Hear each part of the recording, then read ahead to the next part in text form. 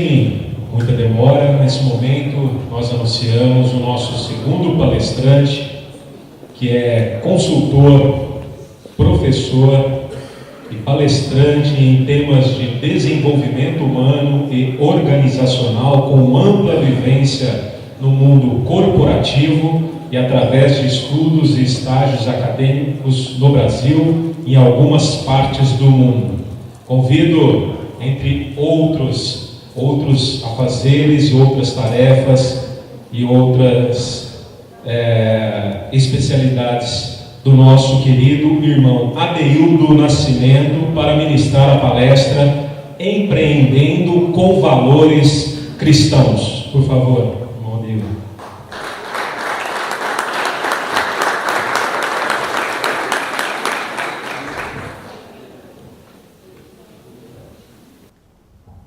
Olá, meus irmãos, paz.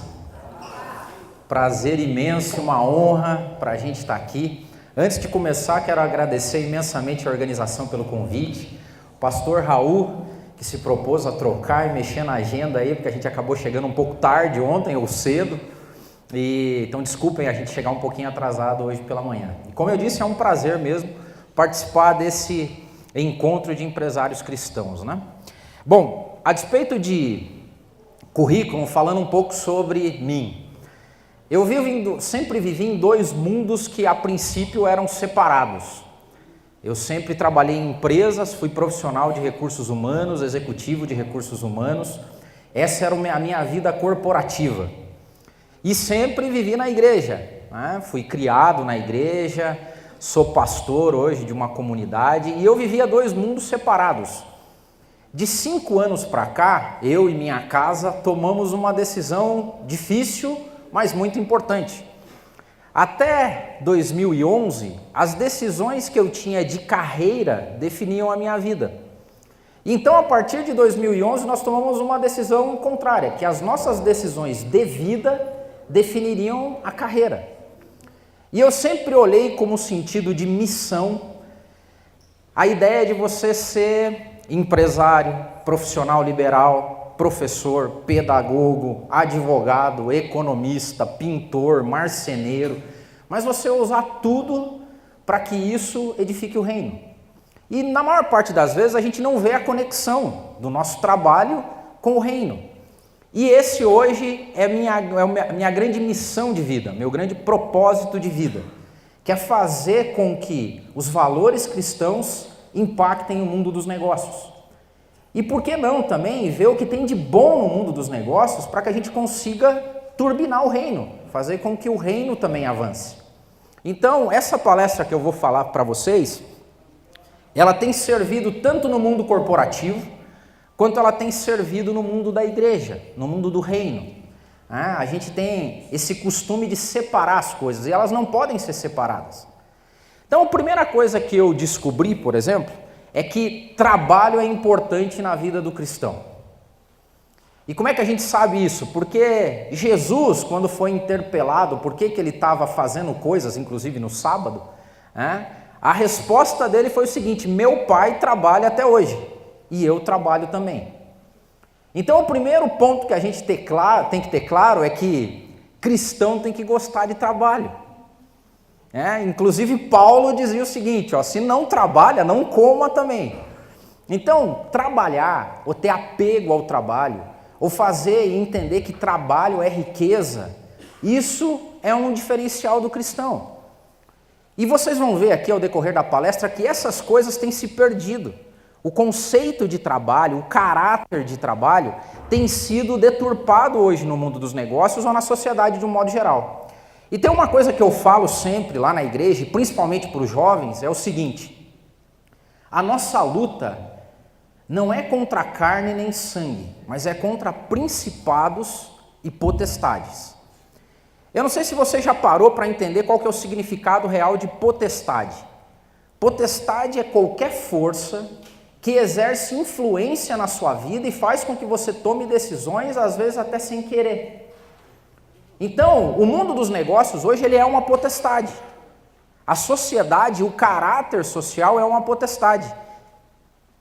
O jeito que a gente formula as coisas que passam pela nossa cabeça acaba sendo involuntariamente, às vezes, ações contra o reino. E às vezes sem a gente perceber. Então hoje, quando eu trabalho nas empresas, e o meu trabalho como consultor é desenvolver cultura de alta performance, times de alta performance, com valores cristãos. E isso, a gente vai ver aqui durante a palestra, pega a gente de surpresa às vezes, sem a gente perceber. Então, modelo mental, o jeito que a sociedade molda a nossa mente, é uma potestade, e a gente tem que cuidar disso, né? Então é mais ou menos assim, ó, vamos falar, já que a gente começou falando de trabalho, nós temos um legado cultural, antes de mais nada, no Brasil com relação a trabalho, certo?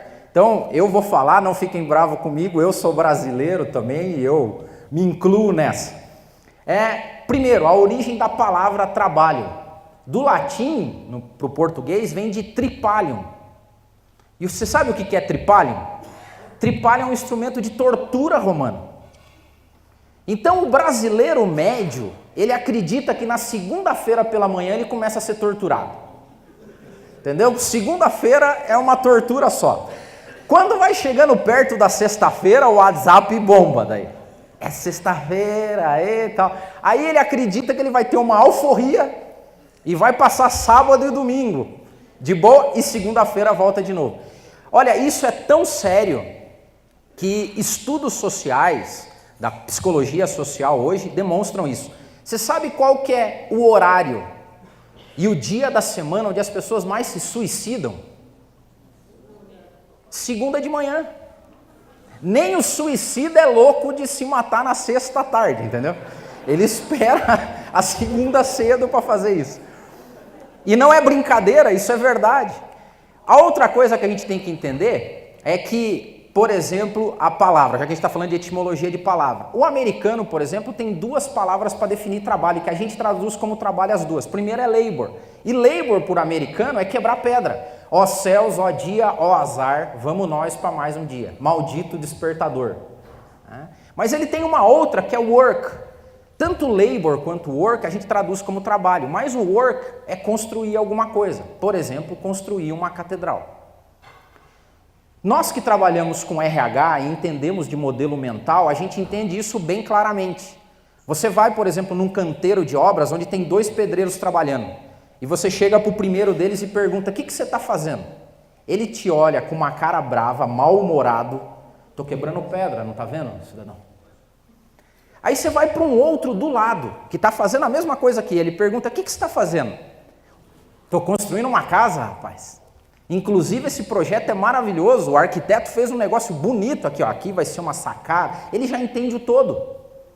Ele trabalha com senso de propósito, de objetivo. E tem gente que não trabalha com senso de propósito, ele trabalha com senso de tarefa. Primeiro modelo mental que a gente tem que entender, tem o modelo mental tarefeiro. É aquele cara que faz as coisas com senso de tarefa. E tem gente que trabalha com senso de objetivo e propósito. Quer ver? Eu vou dar um exemplo para vocês. O que vocês fariam com um funcionário que fizesse um negócio desse aqui?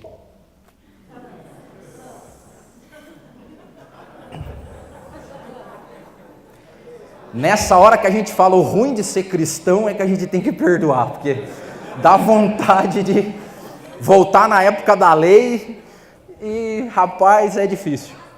Mas olhe, se você parar, e a gente faz isso, a gente que trabalha com consultoria e modelo mental, tem uma explicação para isso. A pessoa que faz isso tem um modelo mental de tarefa. Então ele é contratado como pintor de faixa, certo? Ele vai pintando a faixinha dele ali. E o pintor de faixa vai com um tratorzinho, de repente ele chega e vê o galho. O que ele faz? Não, ele é consciente, ele é um pintor de faixa, tarefeiro, mas responsável. Primeiro ele liga para o RH da empresa. E ele liga para o RH e pede, você tem minha descrição de cargo? Aí o RH manda para ele a descrição de cargo no celular dele, né? Daí ele vai ver se na descrição de cargo tem alguma coisa como se responsabilizar por varrer, limpeza, garantir pela segurança da via. Não, ele só tem que pintar faixa. Aí ele faz a curva. Porque se algum dia alguém chama ele para perguntar por que aquele fez aquilo, ele tem 2 frases que identificam quem tem modelo mental de tarefa. Primeira delas, ele fala assim, tirar galho não é minha função. Aí ele complementa ainda, ele fala assim, eu não sou pago para fazer isso.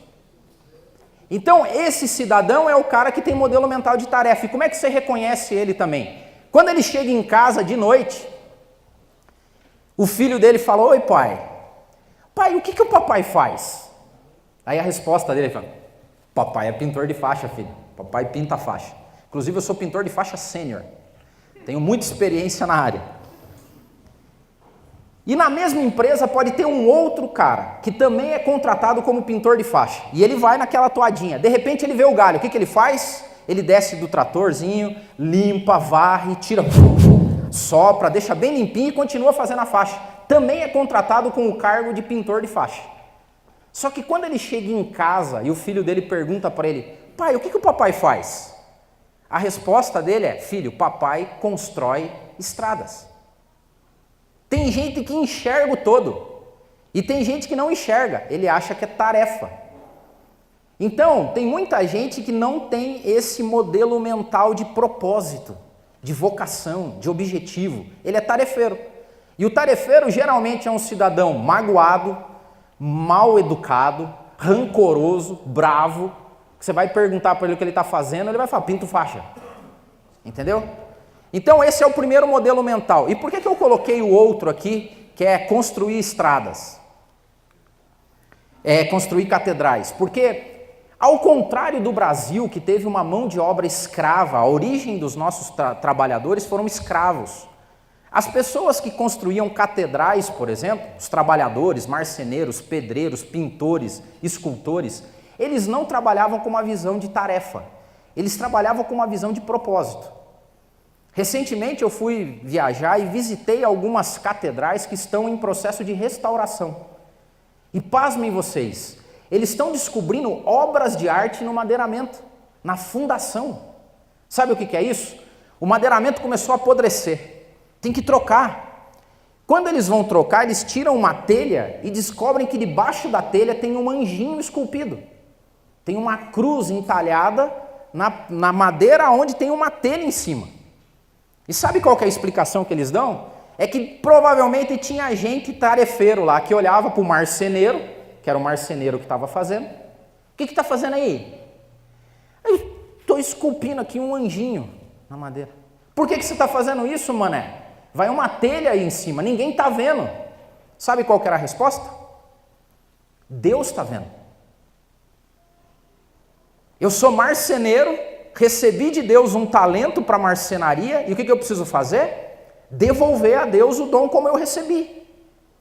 E essas pessoas construíam coisas maravilhosas. Se você for visitar uma catedral, você vai ver que lá no cantinho, numa coluna escura, aonde ninguém vê atrás de uma sombra, tem um anjinho esculpido, tem uma cruz cravada. Porque a visão deles é que eles estavam construindo a casa de Deus. Certo ou errado era a visão deles. Certo? Então, a primeira coisa que a gente tem que entender como cristão, antes de mais nada, é que o cristão tem um propósito de vida. Quem trabalha com senso de vocação e propósito faz coisas maravilhosas. E eu vejo isso no mundo do trabalho, todo dia, sendo cristão ou não sendo cristão. Agora, quem não é cristão não tem responsabilidade com nada. Nós que somos cristãos temos responsabilidade com aquele que nos criou, que nos deu dons e talentos, certo? Como é que a gente tem que trabalhar? Como se fosse para os homens? A gente tem que trabalhar pelo salário? Boas perguntas, né? E por último nisso, a gente chega num grande modelo mental brasileiro, que é o modelo mental de performance e o modelo mental de ócio. É facinho explicar quem tem um e quem tem outro, quer ver? O cara que tem modelo mental de performance, ele pensa assim, eu vou trabalhar e vou ficar rico. Eu vou trabalhar e vou dar um futuro melhor para a minha família. Eu vou trabalhar e vou melhorar a sociedade. Eu vou trabalhar e vou progredir. Então, quem tem modelo mental de performance, ele pensa, eu vou trabalhar e vou ficar rico. Quem tem modelo mental de ócio, pensa um pouquinho diferente. Ó, modelo mental de performance, vou trabalhar e vou ficar rico. Quem tem modelo mental de ócio, vou ficar rico para não trabalhar. Vou falar uma frase e vocês completem para mim, tá bom? Dinheiro que vem fácil, modelo mental de preguiça, impregnado na cabeça do brasileiro. Porque se você der dinheiro na mão de quem tem modelo mental de performance, volta depois de um tempo, o que vai ter acontecido? o dinheiro vai ter multiplicado. Quem tem modelo mental de performance, o que acontece depois que ele fica rico? Ele continua trabalhando, e ele não para de trabalhar, e ele fica mais rico. Ele tem uma empresa, ele abre a segunda, ele faz uma joint venture, ele emprega um monte de gente, ele traz evolução social, dinamismo. Agora, quem tem modelo mental de ócio, depois que fica rico, acontece o quê? Volta a ficar pobre. Gente, tem estudos sociológicos de ganhadores da loteria. Quem tem modelo mental de ócio e ganha na loteria, o que acontece depois? Ele perde tudo. Quem tem modelo mental de performance depois que ganha o dinheiro e continua trabalhando, ele não perde. E aqui o que tem a ver com um cristão isso? A gente já vai falar sobre o dinheiro e a riqueza, mas uma das coisas é que, para quem tem modelo mental de performance, sabe qual que é a maior riqueza da vida dele? Trabalho. Para quem tem modelo mental de ócio, a maior riqueza que ele pode ter na vida é dinheiro. E para quem tem modelo mental de performance, a maior riqueza que ele tem na vida é o trabalho dele. É da onde ele consegue tirar sustento, é da onde ele glorifica a Deus pelo que ele faz e faz bem feito. Então, a gente tem que quebrar isso dentro do Brasil, né? E daí a gente entra, primeiro, esse é só um insight para a gente ver qual é o nosso modelo mental. Agora a gente entra no que eu chamo de caráter social, o caráter dos negócios. Será que hoje o mundo dos negócios e o mundo corporativo influencia mais os cristãos? Ou será que os cristãos influenciam o mundo dos negócios? O que vocês acham? Boas perguntas, né? Então vamos falar um pouquinho sobre caráter, tá? Primeiro, lembram dessa empresa aqui, a Enron? A Enron, há um tempo atrás, nos Estados Unidos, fez um monte de pai de família e famílias irem para a rua, porque eles mentiram no balancete deles, no balanço, dizendo que a empresa estava super bem. E como o americano gosta de investir em ações, pessoas investiam as suas aposentadorias, as suas economias e compravam a ação da Enron. Descobriram que depois era mentira. O que aconteceu? Todo mundo perdeu sua casa, perdeu sua aposentadoria. Ética e consciência parece que não existe, né? Vê outro exemplo. Passando rápido aqui. Há um tempo atrás, uma marca conhecida de carros tinha duas opções. A legislação dizia que não podia emitir gases poluentes e o sistema de exaustão do carro tinha que ser feito com todo carinho para diminuir poluentes no ar. Tinha uma alternativa, fazer um gato no sistema com um software que manipulava os dados. Qual é o melhor caminho? Aqui eu vou gastar milhões, aqui eu vou gastar menos milhões. Dinheiro é o que norteia o mundo dos negócios, não é trabalho. O que norteia o mundo dos negócios não é trabalho, é dinheiro. Será que essa é a ética e o caráter que o cristão tem que ter? Boas perguntas, né? Aqui não preciso nem falar, né? Curiosidade, eu estava falando para o Menegatti, você reparou que é tudo vermelho? Não tinha reparado nisso, mas é tudo vermelho. Ou seja, o Brasil é um dos grandes exemplares de que trabalho, vocação, propósito, caráter tem muito pouco a ver com o mundo dos negócios. O mundo dos negócios, ele é o que a gente chama de utilitarista. Empresas existem para dar dinheiro, para dar lucro, ponto.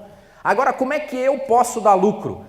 Utilitarismo. Eu vou usar qualquer forma que me faça ganhar dinheiro. Exemplo, na década de 70, a Ford tinha esse carro. Esse era um carro popular da Ford e que vendeu muito nos Estados Unidos. Só que ele tinha um problema. Esse carro, eles colocaram um chicote elétrico muito próximo ao tanque de gasolina que ficava na traseira do carro. Então, toda vez que alguém batia na traseira do carro, o carro explodia. Algumas pessoas andavam com cartazes, né? Mantenha a distância da minha traseira, eu sou explosivo. E a Ford fez um cálculo na época. Isso aí começou a sujar a imagem da Ford. Só que a Ford fez um cálculo, o seguinte cálculo. Se fosse para ela fazer um grande recall desse carro e consertar tudo, ela ia gastar cerca de 137 milhões. Mas se ela fizesse uma contingência jurídica, guardasse dinheiro para pagar as ações de todo mundo que entrasse contra a empresa, ela ia gastar 50 milhões. Ela projetou quantas mortes iam acontecer, quantas pessoas iam ficar incapazes ou deficientes e quantas reclamatórias de dinheiro ia ter. Isso ia dar 50 milhões, 49,5. Qual que foi a decisão da Ford? A decisão mais rentável, porque o mundo dos negócios ele é utilitarista. Eu não sei se você já teve problema com empresas, onde a empresa simplesmente diz assim para você, não vou pagar. Mas você vai lá no escritório dele, tem 500 advogados contra você, que é um, para protelar a tua dívida. Isso é utilitarismo. E da onde a gente aprendeu isso? Tem um filme de Hollywood chamado Wall Street, e aquele ali é um dos personagens desse filme. No mundo dos negócios, greed is good. O que é greed is good? A ganância é boa. Então, para o mundo dos negócios, do jeito que ele é colocado hoje, você tem que ser ganancioso, utilitarista, pernóstico e correr atrás do enriquecimento, não importa a forma. Se você tiver que matar, você mata. Se você tiver que se mancomunar com políticos, você se mancomuna. Se você faz o que for preciso para ganhar dinheiro. Será que isso nos afeta ou não? Boa pergunta, né? Até um tempo atrás, o caráter social era aristotélico. Nós estamos falando de caráter, formação de caráter social. Aristóteles dizia o seguinte: o homem é bom, a situação não faz o ladrão, o crime não compensa e o que leva a sociedade adiante é cooperação e lealdade. Se os cristãos vivessem na época de Aristóteles, talvez a gente tivesse um caminho mais tranquilo para viver o nosso caráter cristão. Só que o mundo sofreu um grande abalo. Em 1532, um pensador inteligentíssimo, um rapaz fora de série, resolveu deixar um legado para o mundo. E sabe qual foi o legado que ele deixou? Dicas de gerenciamento e liderança para os monarcas. E o nome desse cidadão é Maquiavel. E o Nicolau Maquiavel, e vale a pena, não é? Você tem que ler esse livro para você entender como é que é o pensamento maquiavélico. Ele escreveu um livro chamado Príncipe, e nesse livro ele dava dicas de gestão para os líderes. E ele contrapôs o pensamento aristotélico. Maquiavel disse o seguinte: o homem é lobo do homem, a situação faz o ladrão, os fins justificam os meios, e o que faz a sociedade ir adiante é rotina e punição. Será que nós somos aristotélicos ou maquiavélicos? É claro que nós somos cristãos, mas vamos ver se a gente fosse pesar na balança, será que a gente é mais aristotélico ou maquiavélico? O que vocês acham? Sabe como é que eu vejo isso? Na prática, no discurso nós somos aristotélicos, mas na prática a gente é maquiavélico. Por exemplo, a situação faz o ladrão? Não faz. Agora eu quero ver se você para o teu carro na rua e deixa ele aberto, destrancado e com a chave no contato. Você não faz isso, porque a gente sabe que o homem é lobo do homem, mas quando eu vou falar, não, o homem é bom.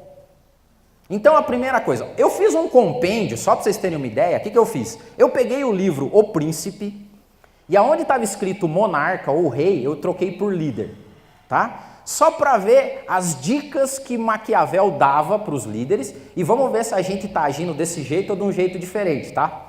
Primeira lição de Maquiavel: o líder não pode e não deve manter a sua palavra quando isso for prejudicial aos seus interesses.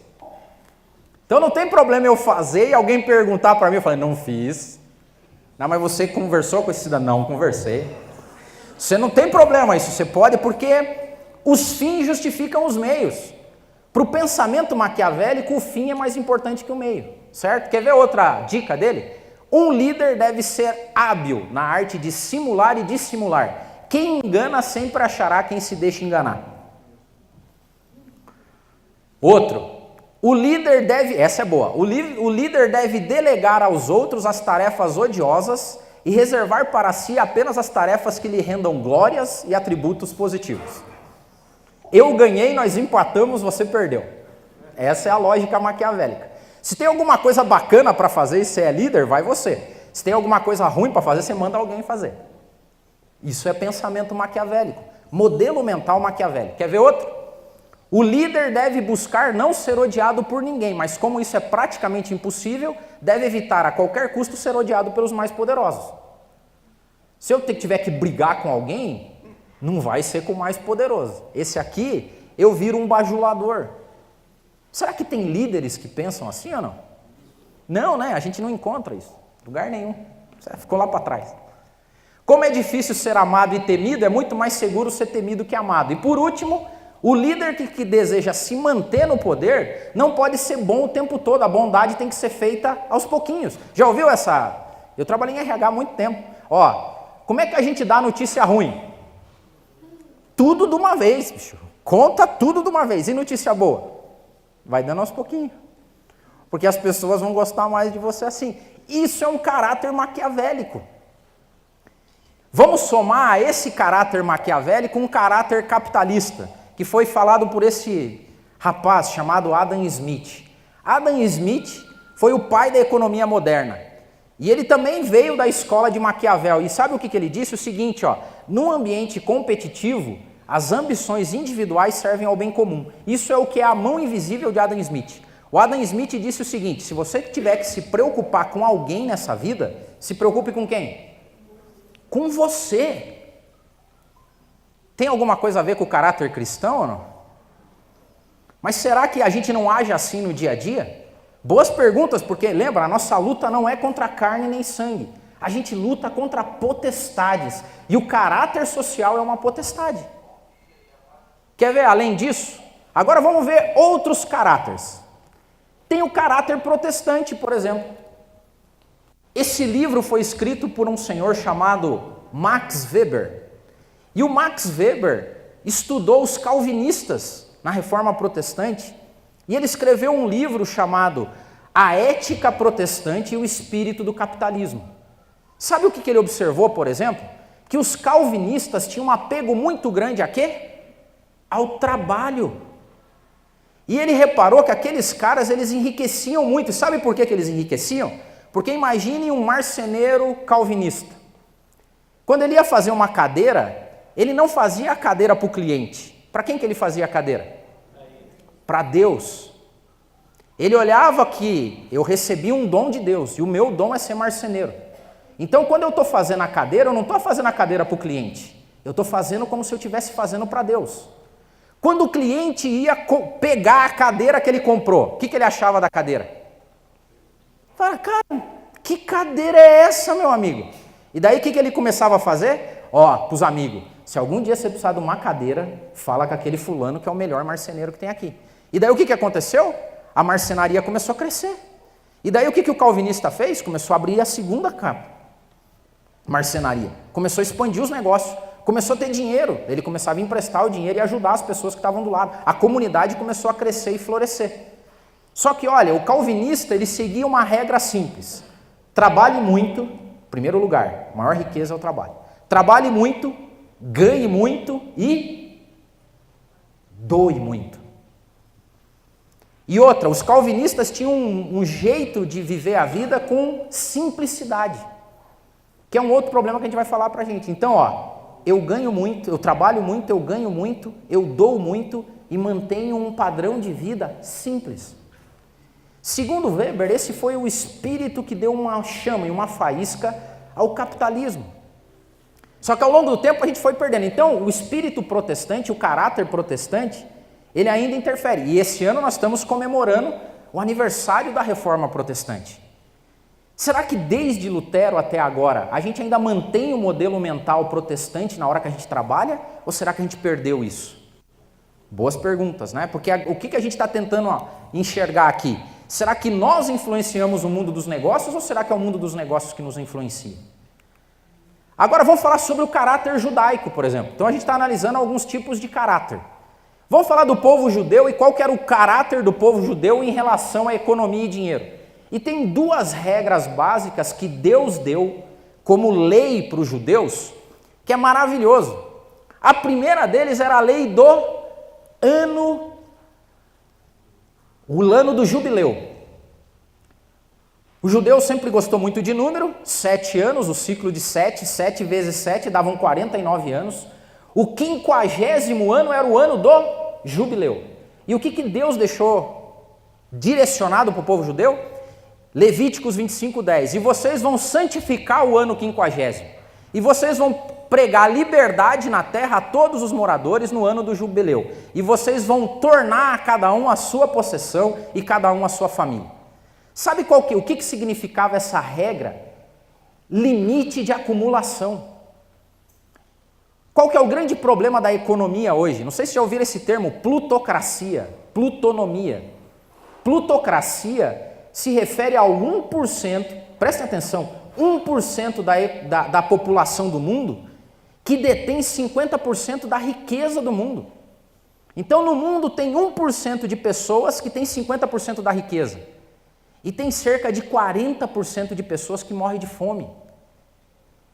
No caráter judaico, Deus estava dizendo para o povo judeu, não acumulem. Então o que significava isso? No ano 50º, se o Menegate tinha concluído uma dívida comigo e não conseguiu pagar, o Menegate virava meu escravo. Só que no ano 50º, eu devolvia a terra para o Menegate e dispensava ele da escravidão. E você sabe por que isso? Porque o filho do Menegate não podia beber da má administração dele. E o meu filho não podia herdar dinheiro que ele não trabalhou para ter. Olha só que maravilhoso, olha como Deus é sábio. Falou, não acumulem, porque a acumulação vai dar problema. Será que a gente chega a um tempo, e essa é uma pergunta, será que a gente consegue dizer, para mim deu? Sabe qual que é a diferença de ambição e ganância? Todo mundo tem que ambicionar coisas boas, é bom isso. A diferença da ambição e da ganância é que a ganância não tem limite. A ganância é só um pouquinho mais, só mais um pouco de dinheiro, só mais uma casa, só mais um carro, só mais 5 mil, só mais 10 mil, só mais um pouquinho, nunca tem limite. E com o ano do 50º ano, limitava, voltava tudo a zero. Outro, era a lei da respiga. Lembram de Ruth no campo de Boaz? Ruth estava fazendo o quê? Respigando. Sabe qual que era a lógica desse? Era atendimento aos mais necessitados. Olha o que diz Levítico 19. Quando vocês forem colher, não colham no canto do seu campo. Eu brinco, sabe quando você está na estrada e você para pegar uns milho? É bíblico, pode pegar. Brincadeira, hein, gente? Na época era, porque o que Deus dizia? Colham no centro, nas margens do campo deixem lá, porque órfãos, viúvas, estrangeiros precisam. E ele diz o seguinte, ó, e não vai rabiscar a tua vinha. O que é rabiscar? Tirar tudo. Não tire tudo, deixa uns bagos lá. Sabe, quando você for para a oliveira, não chacoalhe os galhos até cair todas as azeitonas. Dá uma chacoalhada, caiu tudo, sobrou, deixe lá. Porque alguém que precisa vai passar e vai pegar. Caiu espiga no chão, você está colhendo, caiu a espiga, o que você faz? Você pega? Não pega, porque tem gente que está passando fome que vai vir atrás de você e vai pegar. E você sabe qual que é o grande problema do caráter hoje, da ganância? Greed is good, ganância é boa. É que as pessoas não têm o limite da ajuda. A revista Cristianismo hoje, há um tempo atrás, a revista que foi fundada pelo Billy Graham, fez uma pesquisa alguns anos atrás, e ela chegou à conclusão que mais de 80% das ofertas que as igrejas arrecadam vem de gente pobre. E você sabe por quê? Porque à medida que eu fico rico, a ganância vem junto. O cara é capaz de tirar tudo, deixar cair, mas ele não deixa sobrar nada. Caiu uma espiga estragada, ele pega, coloca, joga fora, mas ele não deixa alguém vir atrás e beber da bênção dele. Primeira coisa, se Deus te deu um chamado para você ser empresário, e eu vejo isso como vocação, isso não tem outro objetivo, senão abençoar vidas. Se Deus te deu o dom do negócio, se Deus te deu o dom do empresariado, abençoe a vida das pessoas. Empregue gente, dê emprego, dê salário decente, dê assistência médica, assistência odontológica, ajude as pessoas. Porque você é o dono da vinha, mas tem gente que está vindo atrás bebendo do que cai da sua mesa. Não seja ganancioso. E isso é o caráter judaico. Vamos mais adiante. E a gente chega no caráter cristão. Agora entornou o caldo. Porque Jesus chega e fala assim: vocês ouviram o que foi dito para vocês. Eu, porém, vos digo. É mais fácil passar um camelo no buraco de uma agulha, ou no buraco agulha da parede do templo, que tem gente que diz que era o buraco onde passavam as ovelhinhas, tanto faz, não passava um camelo ali, passava uma ovelha, mas não passava um camelo. Então Jesus chega e fala assim: é mais fácil passar um camelo no buraco de uma agulha, ou no buraco agulha, do que um rico entrar no reino dos céus. Agora piorou para a gente.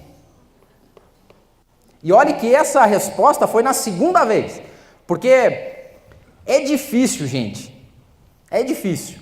Me ache uma palavra na Bíblia que fala bem de rico, no Novo Testamento. Você já parou para pensar? Desculpa aí, tá, gente, mas... Vamos lá, Jesus contou uma parábola. Um cidadão ia para o céu, para o seio de Abraão, e outro ia para o tormento. Um era rico, outro era pobre. Quem que foi para um e quem foi para outro? Só teve uma pessoa que chegou diante de Jesus e saiu triste desse encontro. Quem que foi? Um jovem rico. Aí tinha um que tinha tudo para se aposentar. Teve uma colheita boa e falou: tenho coisa, posso me aposentar. Come, bebe, descansa, se alegra minha alma. Do que ele foi chamado? Louco. E esse cidadão que chegou e saiu triste, quando ele chega diante de Jesus e sai triste da história, os discípulos estavam do lado e não acreditaram, que Jesus falou: não, é difícil o rico entrar no meu reino. Aí os discípulos falam: como é que é, mestre? Explica isso aí direito. Vocês não entenderam? Daí que ele soltou a pérola. Vocês não entenderam? Eu vou desenhar para vocês. Então, é mais fácil passar um camelo. Aí que veio a história. Mas olha só, qual que é o grande problema? Aquilo ali, ó, que Jesus na Bíblia compara a Mamon. Jesus comparou dinheiro com uma entidade satânica, com um Deus que exerce influência sobre a nossa vida. Dinheiro exerce influência. Se não exercesse, tudo bem. Se você não se preocupasse com o dinheiro, se o dinheiro não tivesse nenhuma influência na tua vida, não tinha problema. Mas ele exerce. Quer ver como exerce? Vou mostrar algumas coisas para vocês aqui. Todo mundo trabalha por sustento, certo? Você perguntar para o sujeito, falar: por que você precisa de dinheiro? Porque pão. Como é que eu vou comer? Então eu preciso trabalhar para ganhar pão. Quem falou isso foi esse cidadão aqui, judeu também.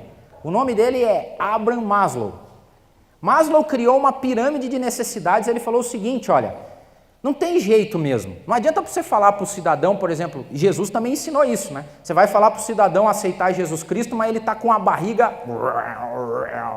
né? O que Jesus fez no alto do monte? A Bíblia diz que ele se moveu de íntima compaixão. Falou: primeiro vamos dar de comer para esse povo. Então Abraham Maslow está no mesma linha de Jesus. Não adianta você falar sobre nada se o cara não tiver com a barriga cheia. Só que olha o que a potestade do mundo hoje faz, que é uma potestade consumista. Você quer pão? Beleza. A sociedade vai perguntar para você: é pão que você quer? Mas que tipo de pão que você quer? Você quer pão francesinho ou você vai querer um croissant amanteigado? É tudo pão. É a base da pirâmide de Maslow. Você sabe qual que é o topo da pirâmide de Maslow?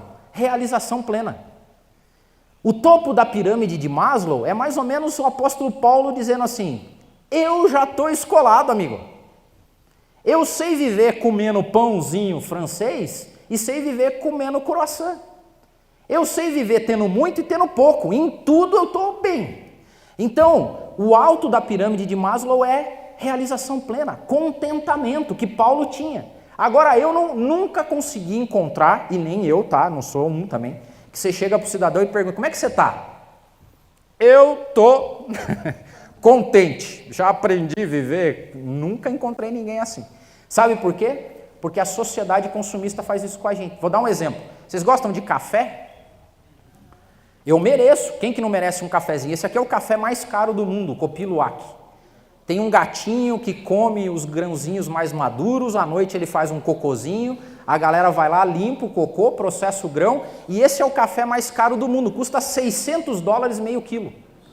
Então a pergunta que o mundo vai fazer para você é, você gosta de café? Ah, tá, mas que café que você toma? Eu tomo o Copiluá, aqui você, Damasco? Não, entendeu? Quer ir além? Carne. Você chega no final de semana e fala, ô Modeildo, eu trabalho, final de semana eu mereço um churrasco. Aí o mundo olha para você, mas que carne que você usa? Colchão mole, picanha? Porque eu uso Kobe beef, $160 um steakzinho. Isso é o dinheiro. Cama, ó, isso a gente só está falando da base da pirâmide de Maslow. Necessidade básica, dormir, certo? Então, o mundo te pergunta, mas que cama que você usa? Por exemplo, essa aqui é a cama mais cara do mundo, $65 mil uma cama. Mas é feito com tecnologia da NASA e não sei o que tem. Necessidade mais básica do que essa não tem, tá? Mas o mundo vai perguntar para você, mas que vaso que você usa? Foi encontrado um desse na mansão do Cabral. $6 mil custa. Mas tem conexão com Bluetooth, MP3, você pode... É verdade. Lá em Curitiba, que é um frio danado, ele aquece a tampa ali. É, de madrugada, aquele frio danado, você dá uma ligadinha, dá uma esquentadinha já. Olha, eu acho que 6 mil tá lá. Investimento aí. Sabe de onde vem isso? Eu vou contar para vocês uma experiência que foi feita na Universidade da Califórnia. A Caltech, que é a Universidade da Califórnia, fez a experiência do preço em relação ao prazer. O que eles pegaram? Eles pegaram, esse aqui é o vinho, um dos vinhos considerado o vinho mais caro do mundo. Ele é considerado o príncipe das adegas. Um Cheval Blanc 1947. A história interessante a respeito desse vinho é que esse vinho, os proprietários dele, a maior parte deles morreram sem experimentar o vinho. Sabe por quê? Porque uma vez que eu experimento, eu não posso mais dizer para os outros que eu tenho. A posse é mais importante. Eu dizer para os outros que eu tenho coisas, que eu possuo, levanta o status. Aí o que a Universidade da Califórnia fez? Ela pegou algumas pessoas e fez um teste às cegas. Ela pegou as pessoas e colocou as pessoas 3 taças de vinho. Elas pegaram o mesmo vinho e dividiram em 3 taças diferentes. Não contaram para ninguém. Só que elas colocaram informação de preço diferente. Falou, ó, aqui custou $20 a garrafa, aqui custou 100, aqui custou 200. O mesmo vinho separado em 3 taças diferentes. Aí eles pediram para as pessoas que não sabiam virem experimentar os vinhos. E enquanto elas experimentavam o mesmo vinho, dividido em taças diferentes, com informação de preço diferente, eles mapeavam no cérebro a área que causa prazer. Sabe o que acontecia? À medida que as pessoas tomavam o mesmo vinho, com informação de preço diferente, o prazer aumentava. Obrigado.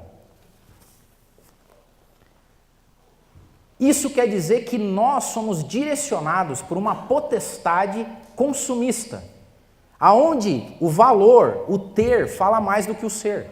A gente foi apresentado a algumas coisas contrárias, porque quando a gente vai falar sobre a vida cristã, a gente está falando sobre um chamado. E o nosso chamado é o seguinte, ó.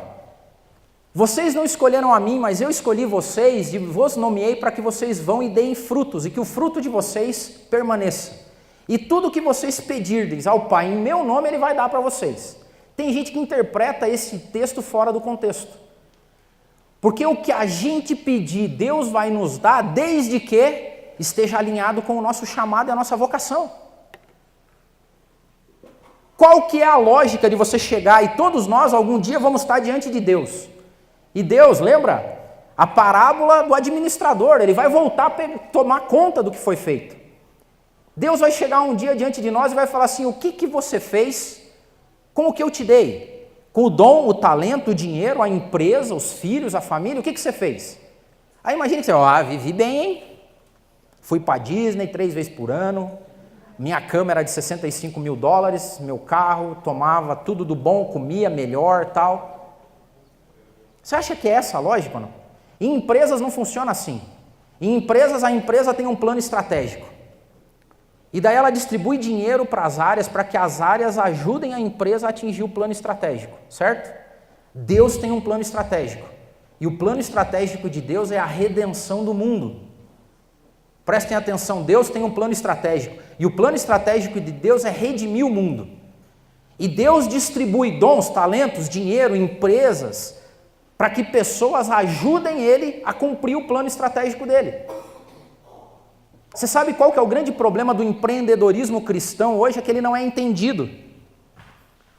A maior parte das pessoas vem para o reino para que Deus turbine o negócio dela. Prestem atenção nisso que eu vou falar. Eu vou até Deus e peço para que Deus turbine o meu negócio. Não é essa a lógica do empreendedorismo cristão.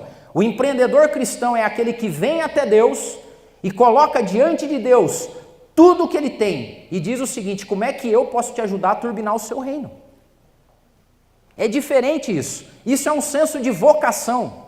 E vocação não tem a ver com dinheiro. Quer ver um exemplo? O que é vocação? Segundo Aristóteles, é quando as necessidades do mundo se cruzam com o que você pode fazer. E o que você pode fazer pelo mundo? Imagine o seguinte, imagine um grupo de atendentes, enfermeiros do SAMU. Imagine que você liga, você está tendo um piripaque na sua casa. Aí você liga para o SAMU e manda uma ambulância. Aí o cidadão, desculpa, não tem ninguém aqui. Por quê? Eles estão estudando para ser empresário. Eles querem ganhar mais. Já pensou isso? Pessoas que têm senso de vocação. Eu tenho um certo tipo de inveja disso. Aquela menina ali é minha irmã, a Graciele. A Graciele, desde pequena, ela sempre desejou atuar na área de segurança, de cuidado. Ela é socorrista do SAMU. Eu já tentei arranjar uns empregos bacana para a Graciele. Falava, legal, você vai ganhar bem. Sabe qual que era a resposta dela? Mano, eu vou poder cuidar de gente? Não, mas vai ganhar bem. Não quero. Essa aqui é uma estátua que está em Chernobyl. Em 1986, o reator nuclear de Chernobyl explodiu. 11 bombeiros ficaram se revezando durante 24 horas para esfriar o reator de Chernobyl. Sabe o que é isso? Eles morreram, todos. Ficaram se revezando entre diarreias, vômitos, porque eles estavam sendo afetados pela radiação. Eles fugiram ou não? Lembra do 11 de setembro? As torres são atingidas por aviões. O que todo mundo faz? Corre. O que os bombeiros fazem? Entram. Isso não é suicídio, isso é missão suicida. E será que hoje nós não temos um chamado de Deus para que o mundo pervertido como está, num caráter maquiavélico, capitalista, smithiano, que onde só vê o seu próprio umbigo, Deus tem um chamado para que cristãos, empresários, advogados, médicos se coloquem diante de Deus e falem: Senhor, meus dons estão aqui, minha empresa está aqui, tudo que eu tenho, me diz como que eu turbino o teu reino. Não é o contrário, não é procurar o reino de Deus com a intenção de fazer com que o reino de Deus turbine o teu negócio, mas é levar o teu negócio diante de Deus e falar: Senhor, usa como o Senhor quiser. Isso é chamado. E tem gente que não respeita. Quer ver outro de vocação? Lembram desse sujeito falando de liderança agora? Isso aqui é o Capitão Smith. Ele era o comandante do Titanic. O que aconteceu com o Capitão Smith? Lembram? O Titanic bate no iceberg, ele assumiu a cadeia de comando. Líder, na hora de perigo, é a hora que surge o líder. Deu problema, a gente vive um negócio ruim, a gente está precisando. Ele apareceu. Tinha dado tudo de errado no Titanic, mas ele começou a dar ordem para o pessoal, fez isso. E o que aconteceu com ele? Afundou com o navio dele, não abandonou o posto. Lembram desse cidadão aqui ou não?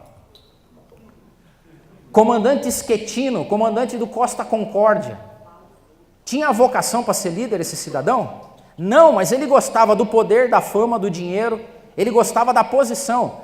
Ele foi lá, bateu o transatlântico, encostou na costa, virou. A guarda costeira faz o quê? Tenta falar com o líder, certo? Aí liga, cadê o cara? Porque numa situação de perigo, a guarda costeira quer saber: morreu gente, qual que é o melhor ponto de entrada, como é que eu faço para acessar? Liga, não descobre onde é que está. Onde é que o cara estava? Ele foi o primeiro, Líderes. O mundo está carente de liderança. Mas não está carente de liderança maquiavélica e smithiana. O mundo hoje está carente de líderes que são servos, que se colocam a liderar para que o reino de Deus floresça. As empresas estão clamando por isso. E se nós criarmos a noção de que nós só vamos trabalhar ou ficar rico para não trabalhar, que a gente só quer ganhar dinheiro e que o dinheiro é o último fim da coisa, nós estamos perdidos com esse mundo. Dinheiro, no mundo dos negócios, com inteligência espiritual, ele é uma ferramenta, ele não é um objetivo em si. Esse rapaz aqui é o Shackleton, só para vocês verem sentido de vocação. O Shackleton foi o cara que descobriu o Polo Sul, fez uma expedição, tem um livro maravilhoso dele chamado Endurance. Ele foi fazer um recrutamento e seleção para achar pessoas que iam com ele na viagem. E ele publicou um classificado num jornal da Inglaterra e disse o seguinte, ó: procura-se homens para uma jornada perigosa, salários baixos, frio congelante, longos meses de completa escuridão, perigo constante, retorno seguro duvidoso, honra e reconhecimento em caso de sucesso. Você atenderia um chamado desse ou não? Eu trabalho com recursos humanos, hoje as chamadas de emprego é salário atraente, benefícios fabulosos. Por quê? Porque a gente chama as pessoas não pela vocação delas, mas pelo interesse delas. E ele diz no livro, parecia que toda a Inglaterra queria viajar comigo de tantos currículos que eu recebi. A história deles é maravilhosa. Sofreram um acidente, ficaram meses perdidos à deriva no Polo Sul. Todos sobreviveram, com senso de vocação e propósito. Para terminar, eu quero dizer isso aqui, ó. Hebreus 11, do 33 ao 38. Os quais pela fé venceram reinos, praticaram a justiça, alcançaram promessas, fecharam as bocas dos leões, apagaram a força do fogo, escaparam do fio da espada, da fraqueza tiraram forças, na batalha se esforçaram, puseram em fuga os exércitos dos estranhos. Uns foram torturados, e outros experimentaram escárnios e açoites e até cadeias e prisões. Foram apedrejados, cerrados, tentados, mortos ao fio da espada. Andaram vestidos de peles de ovelhas e de cabras, desamparados, aflitos e maltratados, dos quais o mundo não era digno. Os nossos precursores entregavam a vida deles por uma causa. E a gente tem gente indo até Deus para fazer com que Deus turbine negócio, gente. Nós precisamos voltar ao evangelho santo, genuíno. A gente não está pedindo que entregue a vida, a gente está pedindo só que aceite um chamado de que empresários, líderes com muito temor a Deus, coloquem seus dons, talentos, empresas a serviço do reino. Coloquem isso para trabalhar a favor do reino, não para ganhar dinheiro.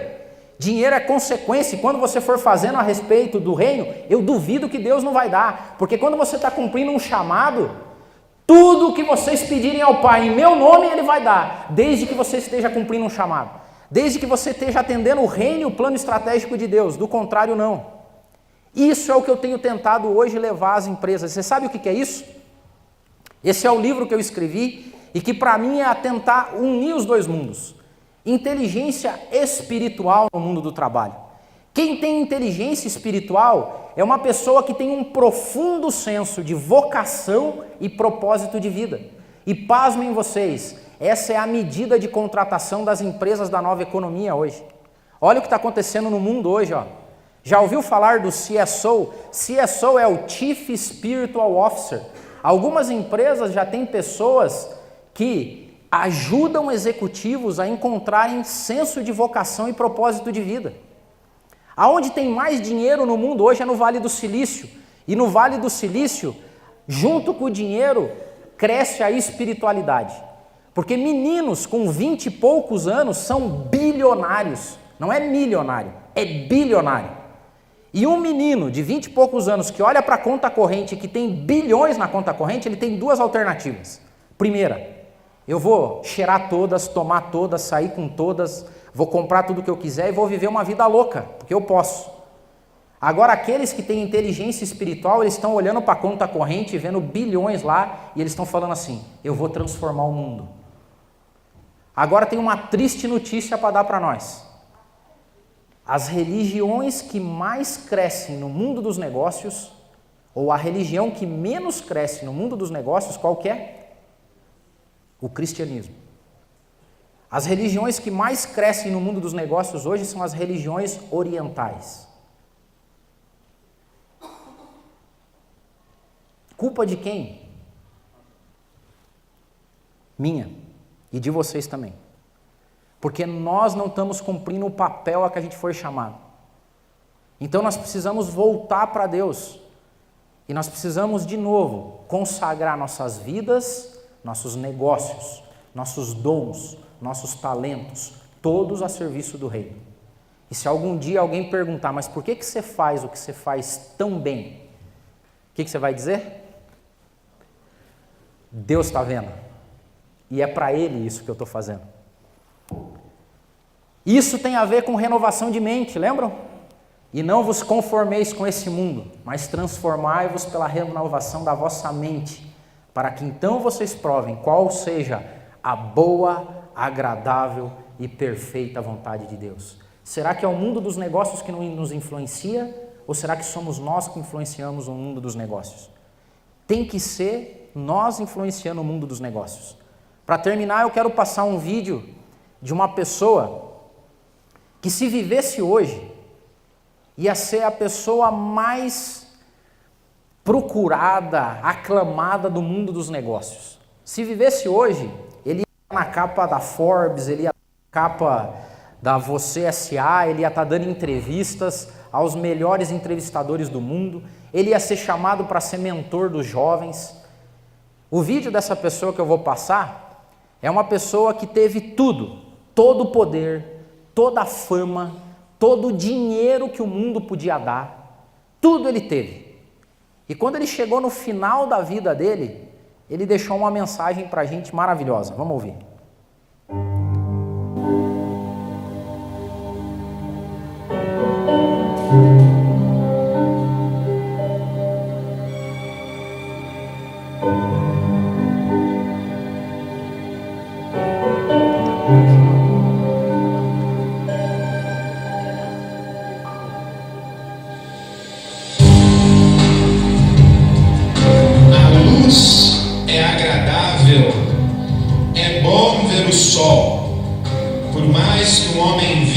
Deve desfrutar sua vida toda.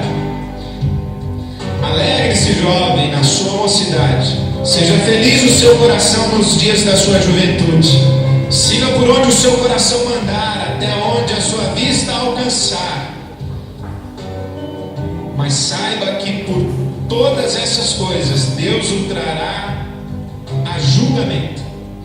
Afaste do coração a ansiedade e acabe com o sofrimento do seu corpo, pois a juventude e o vigor são passageiros.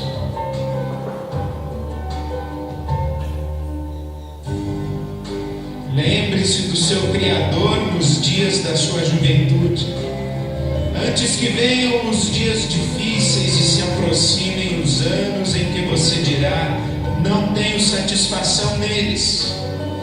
Antes que se escureçam o sol e a luz, a lua e as estrelas, e as nuvens voltem depois da chuva. Quando os guardas da casa tremerem e os homens fortes caminharem encurvados. Quando pararem os moedores por serem poucos, e aqueles que olham pelas janelas enxergarem embaçado. Quando as portas da rua forem fechadas e diminuir o som da moagem, quando o barulho das aves o fizer despertar, mas o som de todas as canções lhe parecer fraco.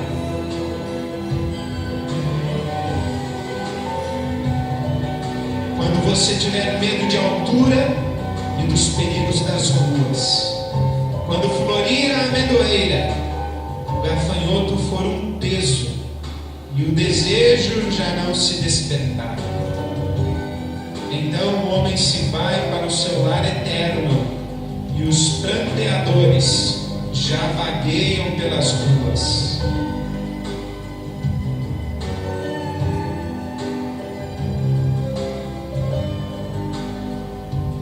Sim, lembre-se dele antes que se rompa o cordão de prata, ou se quebre a taça de ouro, antes que o cântaro se despedace junto à fonte,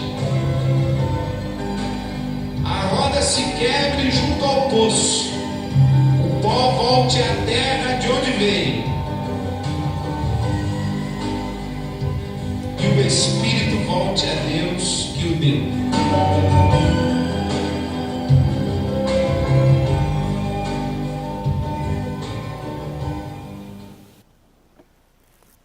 A grande reflexão que tem que ficar para a gente é que nós vamos prestar contas. Um dia o dono de tudo isso vai vir e vai prestar contas, porque nós não somos dono de nada. Nós trabalhamos no princípio da mordomia cristã. Um belo dia nós vamos todos estar diante de Deus. E a pergunta vai ser aquela que eu disse para vocês. O que você fez? O que você fez com os dons que eu te dei? O que você fez com os talentos que eu te dei? O que você fez com o dinheiro que eu te dei? O que você fez com a família que eu te dei? O que você fez com toda a habilidade, com tudo? O que você fez com a empresa que eu te dei? O que você fez com a formação que eu te dei? O que você fez com a profissão que eu coloquei nas tuas mãos? Que bênção vai ser. Como disse um amigo meu quando eu falei isso, ele falou assim, sabe, Adeildo, do que eu quero? É que quando Deus fazer essa pergunta para mim, eu falo assim, você está com tempo? Porque eu quero contar muita coisa. A gente tem perdido a visão de eternidade. Uma das coisas que as potestades desse mundo fazem é fazer com que nós percamos a visão de eternidade. A gente está vivendo pelo bem-estar aqui. A gente está enxergando dinheiro com essa visão maquiavélica e consumista, gananciosa, que é o que o mundo pede hoje.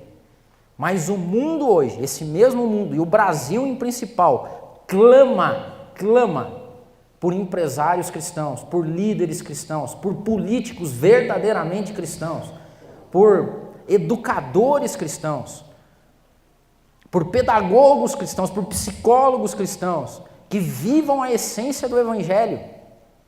Então nós, e é uma maravilha o que vocês estão fazendo aqui, e eu e o Menegatti temos andado por aí, afora, vendo cristãos se reunindo, num sentido único de fazer com que o reino de Deus apareça, com que o plano estratégico dele de redenção do mundo seja ajudado por aqueles que ele quer. Nós não estamos vivendo os percalços que os nossos irmãos estão vivendo com o Estado Islâmico, por exemplo, que são colocados em praias para serem degolados vivos. E eu preguei domingo passado na igreja, o tema da ministração foi uma missão maior do que a vida. E eu falei que nós vivemos a dispensação do Cordeiro. A gente não mata, a gente morre. E é preciso mais coragem, 1000 vezes, 1 milhão de vezes, mais coragem, mais hombridade para ficar ajoelhado e aceitar ser degolado do que ficar atrás covardemente para degolar. E hoje nós vivemos tudo. Olhe só o que a potestade tem feito conosco. Nós vivemos num país de um Estado laico, livre. Nós temos liberdade de culto, mas o nosso fato de perder a noção de vocação e propósito, a gente está correndo o risco de perder tudo isso. Porque a gente relegou os negócios à mão daqueles que são maquiavélicos, inescrupulosos, que não têm caráter. Nós relegamos a política a essas mesmas pessoas. Nós renegamos os negócios a essas mesmas pessoas. E onde é que estamos nós? Então que nós nos levantemos de novo. E é disso que eu tenho falado nas empresas. Que não adianta você só ter QI. Não adianta só você ter formação. Não adianta só você fazer uma pós-graduação, estudar as melhores práticas de finanças. Não. Não adianta depois você ter QE, que é inteligência emocional. Inteligência emocional é você saber trabalhar em equipe, você ter empatia, simpatia, saber liderar. Não adianta só isso, porque isso tem feito o mundo virar no que virou com essas duas coisas. O que falta hoje? Inteligência espiritual. Profundo senso de vocação e propósito de vida. E eu queria orar com vocês para a gente terminar, e a minha oração é essa. E que bênção que seja a tua oração também. Primeiro, uma meia-culpa, pedindo perdão a Deus dos anos que eu vivi, achando que os meus dons e talentos só servissem para eu ganhar dinheiro e dar uma vida boa para minha família. Perdoa a Deus por isso. E depois, mais uma vez, se colocando diante de Deus e se entregando e dizendo: Senhor, tudo que eu sou, tudo que eu tenho, tudo que o Senhor me deu, só tem um objetivo e propósito: glorificar o teu reino. Que os homens olhem as nossas boas obras e glorifiquem a Deus que está no céu. Curve sua cabeça. Senhor Deus amado, nós queremos, ó Pai, como povo seu, como sacerdotes, comprados e lavados e remidos no teu sangue, Jesus querido, nós viemos diante de Ti nessa manhã e Te pedimos um profundo perdão, ó Pai. Nos perdoe pelos anos onde a gente passou se preocupando só com o nosso umbigo, achando, ó Pai, que a nossa vinha tinha que ser desfrutada até o último por nós mesmos, renegando e achando que o que temos serve só para a nossa satisfação, ó Pai. Nos perdoe, mas também, ó Pai, numa sensação de propósito, nós nos colocamos humildemente na Tua presença e Te pedimos: nos use, Pai amado, nos coloque aonde o Senhor quer que a gente esteja. Nós consagramos a Ti tudo que nós temos, somos, tudo que nós possuímos, ó Pai. Todos os dons que o Senhor nos deu, todos os nossos talentos, a nossa vocação, ó Pai, as nossas empresas, formações, a nossa família, o nosso dinheiro está colocado diante de Ti. Nos usa, Pai amado. Nos perdoa porque a gente deixou passar, aonde a gente deixou o Brasil chegar, ó Pai, porque nós não estávamos lá nas organizações, porque nós não estávamos lá professando um reino que é maior do que todo esse reino. Não existe, ó Pai, privilégio maior do que participar dessa causa e desse plano estratégico. Então nos usa. Nos use hoje, ó Pai, nos use. Nós humildemente nos colocamos à Tua disposição. Não nos deixe passar vergonha diante de Ti, ó Pai, mas que a gente tenha muito a contar e a nossa prestação de contas seja a prestação de conta de mordomos fiéis, que retribuem tudo, que multiplicam talentos, ó Pai, tudo para o engrandecimento do Seu reino. Abençoe Franca, ó Pai amado, abençoe o interior de São Paulo, abençoe os homens e mulheres que levantam-se nessa cidade pela Tua causa e que fazem com que o Teu reino avance em todas as localidades. Coloque eles, ó Pai, aonde o Senhor deseja, preparados para o chamado, preparados para a batalha, e que acima de tudo o Seu nome seja glorificado, ó Pai, no nome santo de Jesus. Amém. Meus irmãos, Deus abençoe vocês. Os livros estão à venda ali se você se interessar. Ali tem o meu site, tem o meu e-mail, né? O site é adeildo.com, o Facebook. Que Deus abençoe vocês. Que esse não seja só um único encontro, mas que daqui Deus levante homens e mulheres para impactar esse estado, essa cidade, esse país. A gente está precisando, não está não? Estamos precisando de notícias boas, de notícias do reino. Deus abençoe vocês. Muito obrigado. Obrigado, irmão. Abençoe.